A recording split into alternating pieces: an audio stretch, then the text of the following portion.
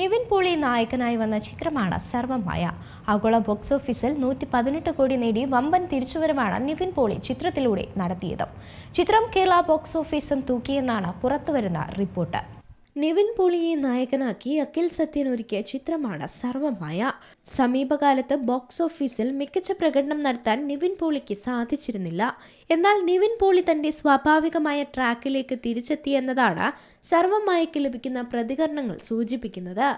ആഗോള ബോക്സ് ഓഫീസിൽ 118 കോടി നേടി വമ്പൻ തിരിച്ചുവരവാണ് നിവിൻ പോളി സർവമായയിലൂടെ നടത്തിയത്. കേരളത്തിൽ നിന്ന് മാത്രം 57.51 കോടി ഗ്രോസ് നേടിയിരിക്കുകയാണ് സർവമായ. പ്രമുഖ ട്രേഡ് അനലിസ്റ്റുകളായ സാക് നിൽക്കിന്റെ റിപ്പോർട്ടാണിത്. ഋഷഭ് ഷെട്ടിയുടെ കാന്താരയുമടക്കം ഇതിനകം സർവമായ കേരളത്തിൽ മറികടന്നിട്ടുണ്ട്. ഋഷഭ് ഷെട്ടിയുടെ കാന്താര 45.31 കോടിയാണ് മലയാളം നെറ്റ് കളക്ഷനായി ആകെ നേടിയത്. അത് വെട്ടിച്ചിരിക്കുകയാണ് ഇപ്പോൾ സർവമായ.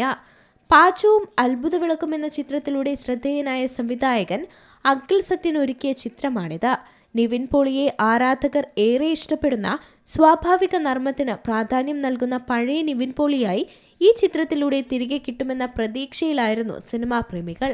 കൂടാതെ മലയാള സിനിമയിലെ ഹിറ്റ് കൂട്ടുകെട്ടായ നിവിൻ പോളിയും അജു വർഗീസും ഒന്നിക്കുന്ന 10ാമത്തെ ചിത്രമെന്ന പ്രത്യേകതയും സർവമായയ്ക്കുണ്ട്. പ്രതീക്ഷകളെല്ലാം ഫലവത്തായി എന്ന് തെളിയിക്കുന്നതാണ് സിനിമയ്ക്ക് ലഭിക്കുന്ന പ്രതികരണങ്ങൾ. ഇവർക്കൊപ്പം മലയാളത്തിന്റെ പ്രിയ താരങ്ങളായ ജനാർദ്ദനൻ, രഘുനാഥ് പലേരി, മധു വാര്യർ, അൽതാഫ് സലീം, പ്രീതി മുകുന്ദൻ എന്നിവരും അണിനിരക്കുന്നുണ്ട്. ഫയർഫ്ലൈ ഫിലിംസിന്റെ ബാനറിൽ അജയ്യ കുമാർ, രാജീവ് മേനോൻ എന്നിവരാണ് ചിത്രം നിർമ്മിച്ചത്.